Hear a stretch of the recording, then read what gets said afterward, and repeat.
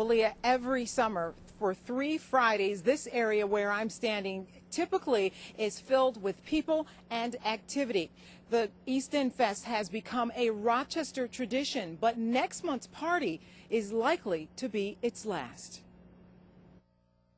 It's sort of a victim of its own success. The conversation started with this post on the East End Festival's Facebook page stating, and I'm quoting here, "It's the end of an era. The August 10th East End Festival will be the last," end of quote. We wanted to know if this was real, so we went to festival promoter John Hutchings. The very thing that we set out to do has been done, and along with that has come some problems. 22 years ago, local East End merchants wanted others to discover what they had found, a great neighborhood at the end of East Avenue, and it worked.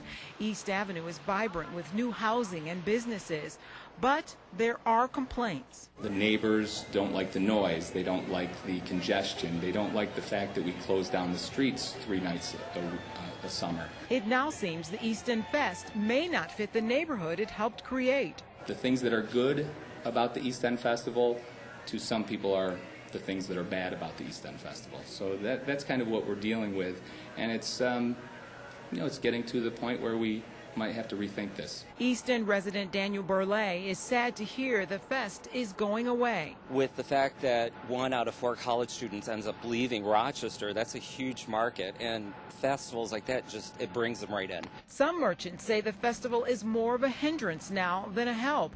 This is what the owner of Bernunzio's Uptown Music told us just a few weeks ago. People can't get in and out. They don't want to even try to come down. Basically shuts down any retail business because people aren't here to shop, they're here to drink and listen to music. We want it to continue. We acknowledge that it can't continue the way that it's existed, and we're working hard to that end.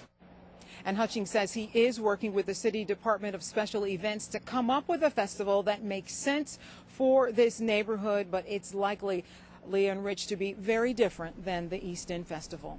All right, Lynette Adams live on East Avenue. Thank you for that report tonight.